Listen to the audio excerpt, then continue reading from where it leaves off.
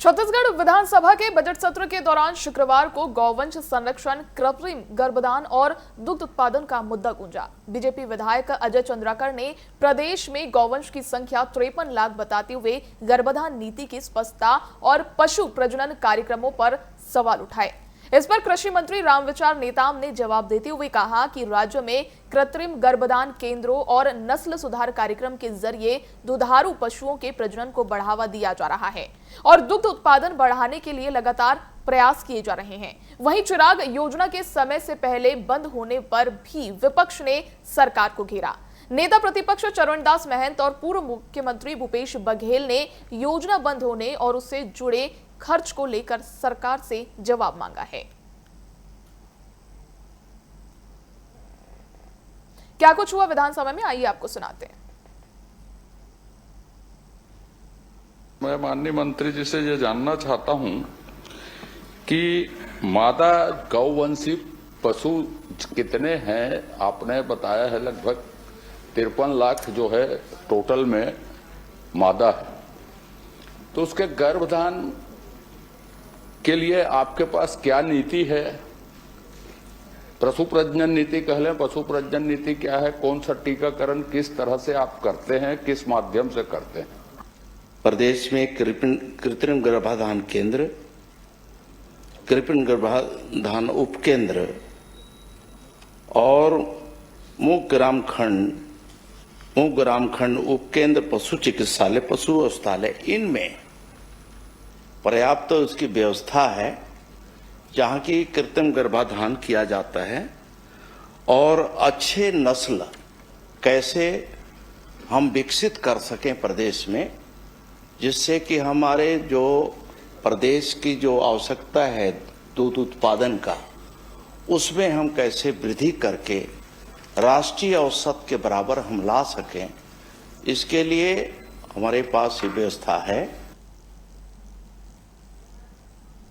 माननीय सभापति महोदय, माननीय मंत्री जी ने ये उल्लेख किया कि हमारे शासनकाल में इसकी स्वीकृति हुई और चिराग परियोजना है वो राज्य सरकार के 100% योजना है और वर्ल्ड बैंक से इसे लोन लिया गया है, उससे इसे संचालित है। और उसमें आपने बता दिया 21-22 में लगभग 10 करोड़ रुपया राशि स्वीकृत की गई।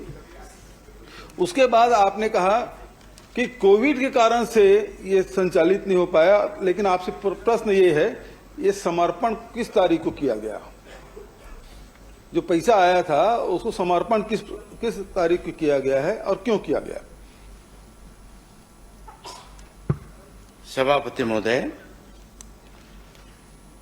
भारत सरकार के आर्थिक कार्य विभाग, वित्त मंत्रालय द्वारा परियोजना की समीक्षा में पाया गया कि ऋण संवितरण की गति अपेक्षित स्तर पर धीमी है। लगभग 4 वर्षों में कुल स्वीकृत ऋण का मात्र 1% ही उपयोग हो सका। सभापति महोदय, इसलिए 18 मार्च 2025 द्वारा राज्य शासन को यह अवगत कराया गया कि विश्व बैंक अपेक्षाकृत कम प्रगति के कारण परियोजना अनुबंध समाप्त करना चाहती है और तदनुसार भारत सरकार के निर्देशानुसार इफाड से प्राप्त ऋणों का वित्तीय सहभागिता को दिनांक 26 मार्च 2025 से समाप्त कर दिया गया है।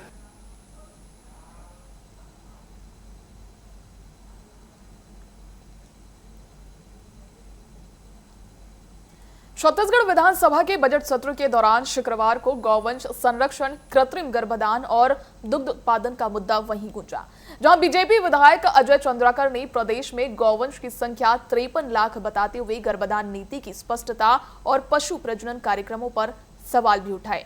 इस पर कृषि मंत्री रामविचार नेताम ने भी उन्हें जवाब दिया और कहा कि राज्य में कृषि गर्भाधान केंद्रों और नस्ल सुधार कार्यक्रम के जरिए दुधारू पशुओं के प्रजनन को बढ़ावा दिया जा रहा है और दुग्ध उत्पादन बढ़ाने के लिए लगातार प्रयास भी किए जा रहे हैं। वहीं चिराग योजना के समय से पहले बंद होने पर भी विपक्ष ने सरकार को घेरा। इस पर और अधिक जानकारी के लिए ब्यूरो चीफ कुलेश्वर पांडे हमारे साथ जुड़ चुके हैं। कुलेश्वर, छत्तीसगढ़ में मादा गौवंश की संख्या 53 लाख बताई जा रही है। ऐसे में क्या राज्य की वर्तमान कृत्रिम गर्भधान नीति वाकई दुग्ध उत्पादन बढ़ाने के लिए पर्याप्त है?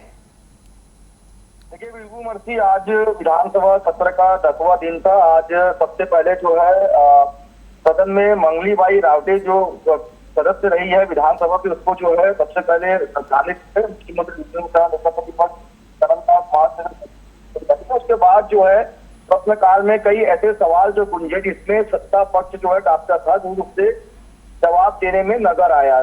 जवाब जो सही तरीके से नहीं दे पाया। मुख्य रूप से अगर हम बात करें तो गौवंशी पशुओं के गर्भधान का मुद्दा जो है सदन पर जोरों शोरों से उठा, जिसको लेकर जो है कई जवाब जो है मांगी गई सरकार से, लेकिन सरकार ने जवाब नहीं दे पाया। आपको बता दें कि मंत्री रामविचर नेताम ने जानकारी देते हुए कहा कि 99.44 लाख ही जो है गौवंश पशुओं की संख्या है। प्रदेश के कृत्रिम गर्भधान केंद्रों में पर्याप्त व्यवस्था है।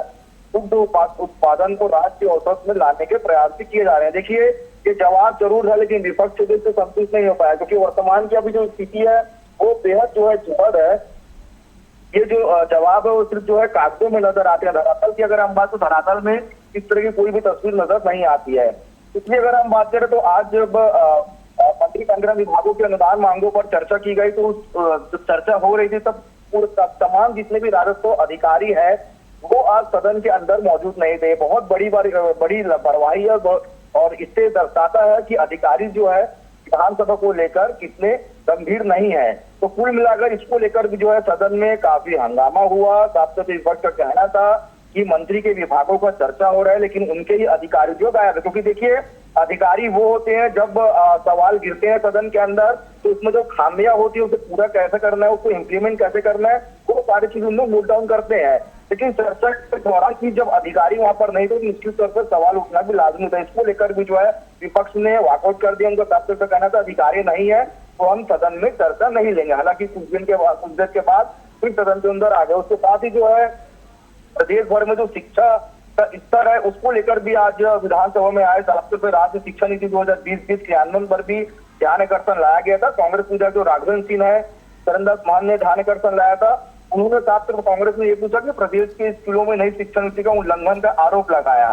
तो वही मंत्री जो गजेंद्र यादव है स्कूल शिक्षा मंत्री, उन्होंने साफ तौर पर कहा कि कहीं कोई ऐसी स्थिति नहीं है, पर्याप्त शिक्षा भी है प्रदेश में और कोई भी स्कूल को बंद नहीं किया गया। हालांकि युक्तियुक्तकरण को लेकर लगातार राघवेंद्र सिंह ने सीधा जवाब मांगने की कोशिश की कि मेरे को जवाब ये दिया जाए कि स्कूल को बंद किया गया है कि नहीं।